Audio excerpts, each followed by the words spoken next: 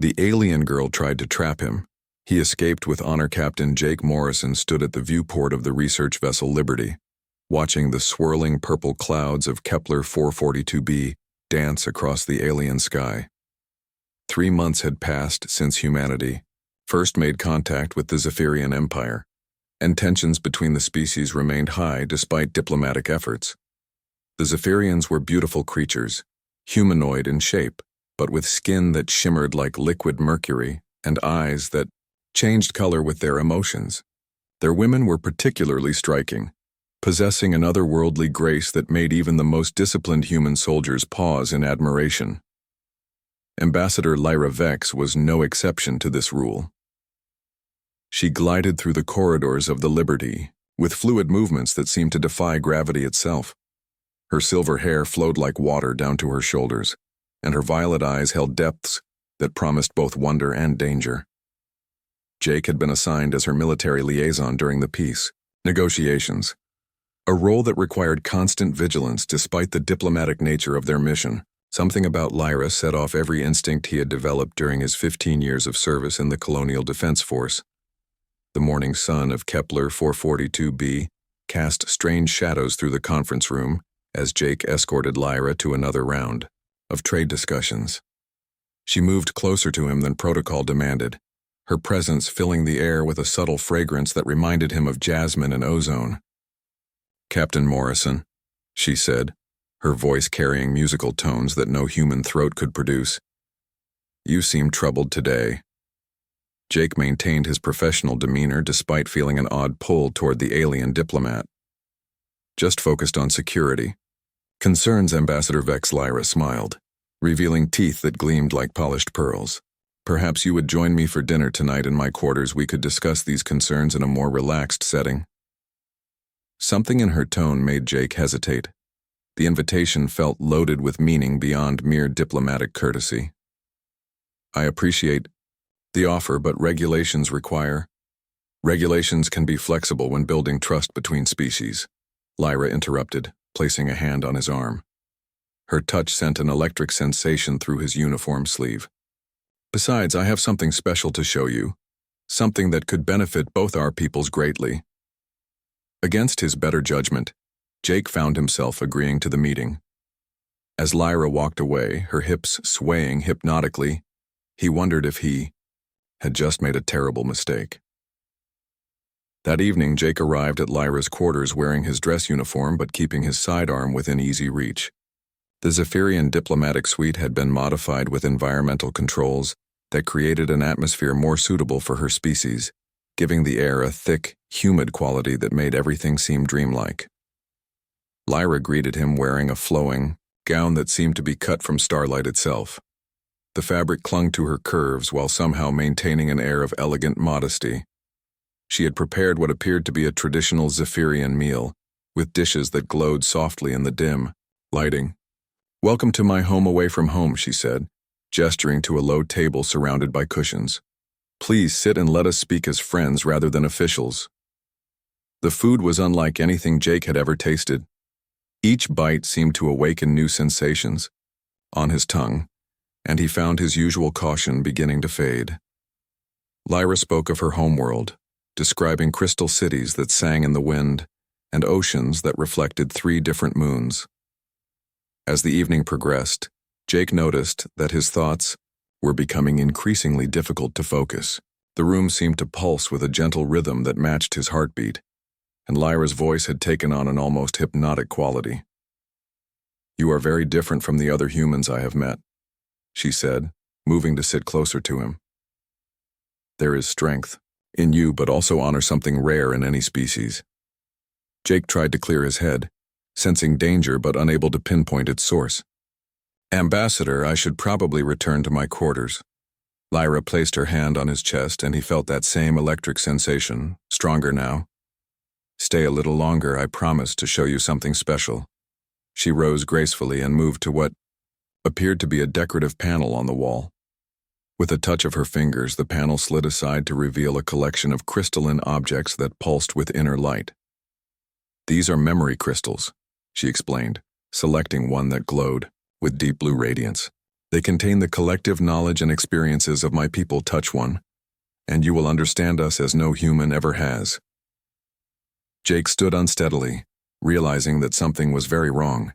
His military training screamed warnings, but his mind felt wrapped in cotton. What did you put in the food?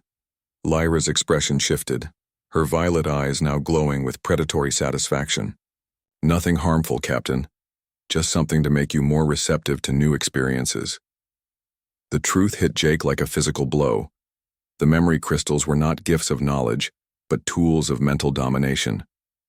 Lyra was attempting to trap his consciousness, to turn him into a puppet for Zephyrian intelligence gathering. Drawing on reserves of willpower he did not know he possessed, Jake forced his body to respond to his commands. He stumbled backward, putting distance between himself and the alien woman who had dropped all pretense of diplomacy.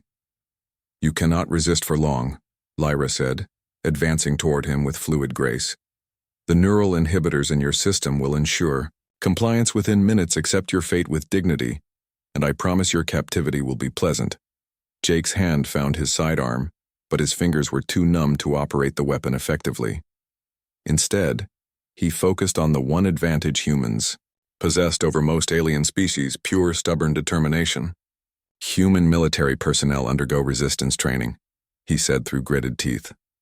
We learn to function even when our bodies betray us. Lyra laughed, a sound like silver bells in a storm. Your primitive conditioning cannot overcome Zephyrian biotechnology. You will serve the Empire whether you choose to or not. But Jake had one more trick that no alien biotechnology could account for. He bit down hard on his own tongue, using the sharp pain to cut through the neural fog clouding his mind. Blood filled his mouth as he forced his legs to carry him toward the door. Lyra moved to intercept him, her form seeming to blur and shift in the dim lighting. You would choose pain over pleasure. Truly, humans are as barbaric as we believed. Maybe, Jake replied, shouldering past her toward the exit controls. But we choose our own barbarism. The door responded to his command codes. Despite his impaired motor functions, Jake stumbled into the corridor, knowing that every step took him further from Lyra's influence but closer to a diplomatic incident that could spark interstellar war. Alert sirens began wailing as Jake triggered the emergency protocols from a wall terminal. Within seconds, security teams flooded the diplomatic section, while medical personnel rushed to assess his condition. Lieutenant Commander Amy Clark arrived first, her weapon drawn and her face grim with professional concern. Captain Morrison, what happened?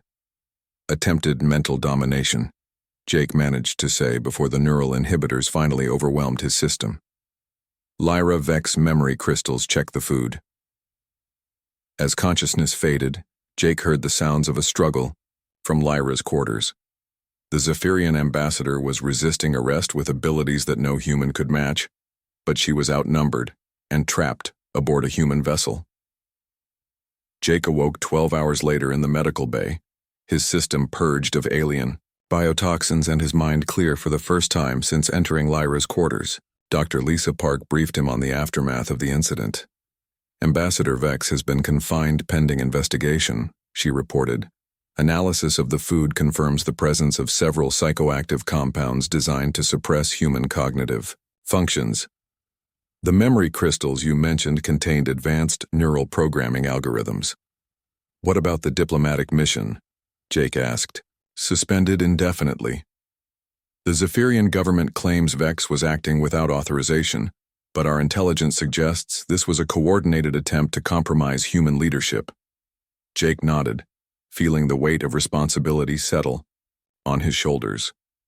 His escape had prevented a potential intelligence disaster, but it had also destroyed any hope of peaceful relations with the Zephyrian Empire in the near future.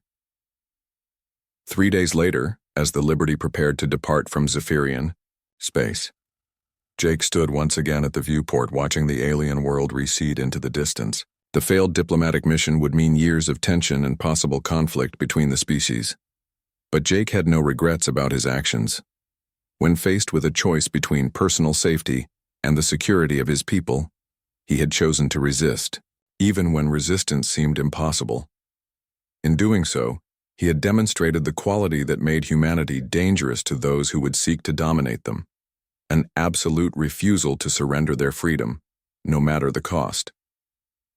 Ambassador Lyra Vex had underestimated the human capacity for self-sacrifice in service of higher principles. It was a mistake that would cost the Zephyrian Empire dearly in the conflicts to come. As the Liberty jumped to hyperspace, carrying its crew home to warn Earth of the Zephyrian threat, Jake Morrison stood as living proof that human honor could triumph even over alien superiority. The galaxy would learn, as so many others had before, that humanity's greatest strength lay not in their technology or their weapons, but in their unbreakable will to remai.